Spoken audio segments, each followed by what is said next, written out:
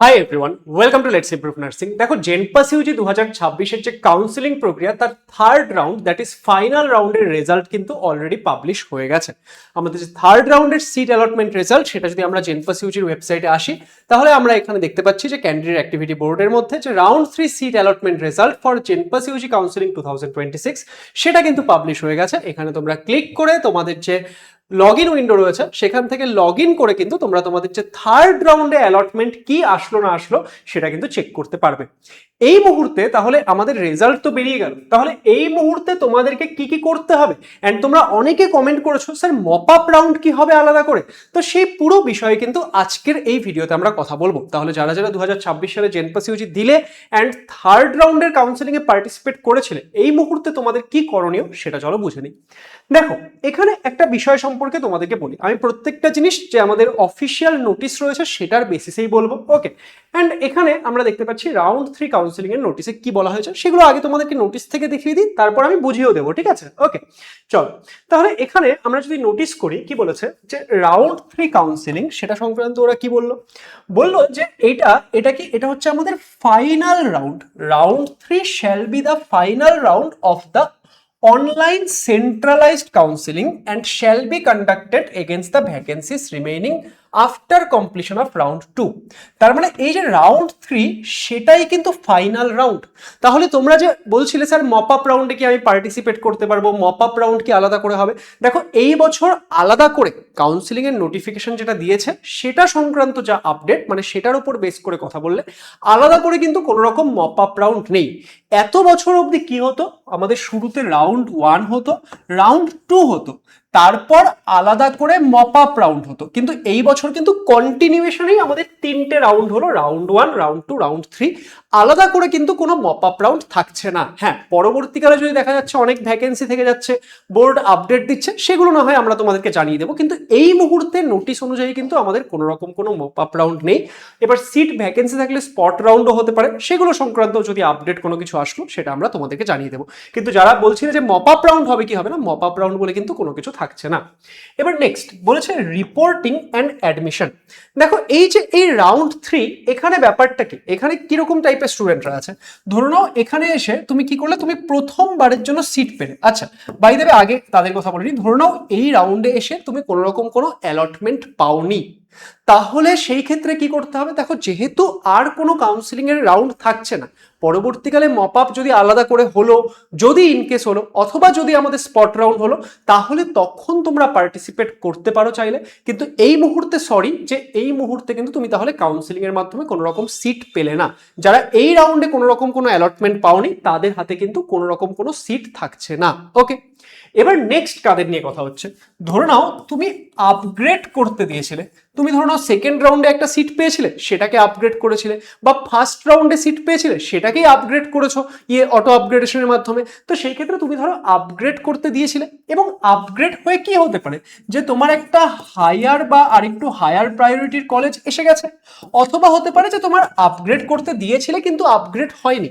যদি তোমার কাছে হায়ার প্রায়োরিটির কলেজ চলে আসে, তাহলে আগের কলেজটা চলে গেছে, এখন তোমার কাছে এটা আছে। যদি নতুন কোনো কলেজ না আসে, তাহলে তোমার কাছে আগের যে কলেজটা সেটাই আছে। এন্ড দেখো, তার মানে তোমার হাতে এই মুহূর্তে একটা কলেজ রয়েছে। এবার যদি তুমি দেখছো যে এটা একটা ভালো কলেজ, তুমি অ্যাডমিশন নেবে, তাহলে কিন্তু এই রাউন্ডেই তোমাকে অ্যাডমিশন প্রক্রিয়া কমপ্লিট করতে হবে। হ্যাঁ, অনেকে হয়তো অ্যাডমিশন নাও নিতে পারে, কেউ ধরো একটা প্রাইভেট কলেজ পেয়েছে, সেটা হয়তো অতটা ভালো না, সেই ক্ষেত্রে হয়তো সে অ্যাডমিশন নেবে না, সে অপেক্ষা করছিল আপগ্রেড হলে অ্যাডমিশন নেবে, না হলে নেবে না। কিন্তু যারা ধরো নাও গভর্নমেন্ট কলেজ পেয়ে আছো, আমি তো বলবো সবাই অ্যাডমিশন নিয়ে নাও, তার কারণ এর পরে কিন্তু আর কোনো রাউন্ড নেই। এখন যদি তুমি গিয়ে অ্যাডমিশন প্রক্রিয়া কমপ্লিট না করো, তাহলে কিন্তু তোমার হাত থেকে আর কোনো সিট থাকবে না, এই সিটটা কিন্তু চলে যাবে। অ্যাডমিশনের ডেট কবে অবধি দেওয়া রয়েছে? দেখো, আমাদের যে অ্যাডমিশনের ডেট সেটা কিন্তু আমাদের দেওয়া হয়েছে যে আমাদের এখানে কত থাকছে, আমাদের আজকে 27 তারিখ থেকে 31 তারিখের মধ্যে তোমাকে কিন্তু যেই কলেজ তুমি পেয়েছো সেখানে সমস্ত ডকুমেন্টস নিয়ে গিয়ে তোমাকে অ্যাডমিশন প্রক্রিয়া সেটা কমপ্লিট করতে হবে। নেক্সট এবার কারা থাকছে? তাহলে যারা ধরো নাও যে এই ক্ষেত্রে ফার্স্ট টাইমের জন্য অ্যালটমেন্ট পেলো, দেখো যারা অলরেডি আপগ্রেড করেছিল তাদের তো ফিজিক্যাল ভেরিফিকেশন, সিট অ্যাকসেপ্টেন্স, ফি দেওয়া, এগুলো করাই ছিল। এবার ধরো নাও তুমি কি হলো, তুমি এখানে ফার্স্ট টাইমের জন্য অ্যালটমেন্ট পেলে, তুমি কি ফর দ্য ফার্স্ট টাইম কোনো একটা অ্যালটমেন্ট পেলে। তাহলে ফর দ্য ফার্স্ট টাইম তুমি যদি অ্যালটমেন্ট পাও, তাহলে এবার তোমার কাছে কি অপশন থাকছে? দেখো দুটো ব্যাপার হতে পারে। তুমি ফার্স্ট টাইমের জন্য অ্যালটমেন্ট পেলে, দেন তুমি দেখছো যে তুমি এই কলেজে ভর্তিও হবে না, কিছুই করবে না, তাহলে তোমার কিচ্ছু করার দরকার নেই, সিম্পল, তাই না? কারণ তুমি যদি ভর্তি হবে না, কিছুই করবে না, তাহলে তোমার কোনো কিছু করার দরকার নেই। কিন্তু যারা ভর্তি হবে তাদের কি করতে হবে এই মুহূর্তে? ফার্স্ট টাইম অ্যালটমেন্ট পেয়েছো, তাহলে সবার প্রথমে তুমি সিট অ্যাকসেপ্টেন্স ফি দেবে, তারপর তুমি সিট অ্যালটমেন্ট লেটার ডাউনলোড করবে, তারপর তুমি কি করবে? কলেজে ফিজিক্যাল ভেরিফিকেশন যাবে এবং ফিজিক্যাল ভেরিফিকেশন কমপ্লিট করার পর তুমি তোমার যে অ্যাডমিশন প্রক্রিয়া সেটা কমপ্লিট করবে।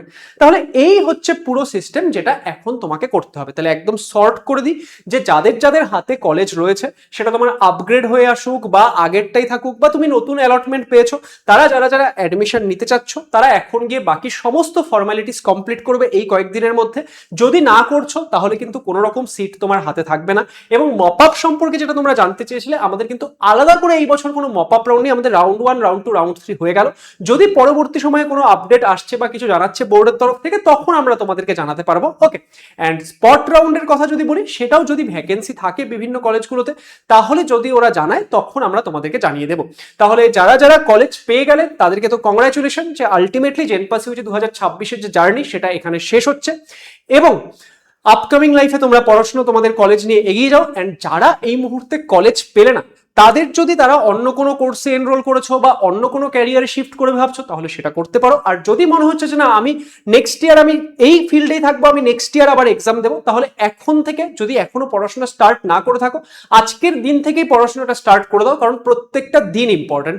অল দ্য বেস্ট সবাইকে। কে কোন কলেজ পেলে সেটা অবশ্যই জানিও। অ্যান্ড তোমার এই জার্নিতে, কারণ আজকে জেনপাস ইউজি 2026-এর জার্নি শেষ হচ্ছে, এর পরবর্তী সময়ে হয়তো অনেক স্টুডেন্টই থাকবে যাদের হয়তো আমাদের সঙ্গে প্রতিনিয়ত এরকম দেখা হবে না, প্রতিনিয়ত হয়তো তোমরা আমাদের ভিডিওতে আসবে না।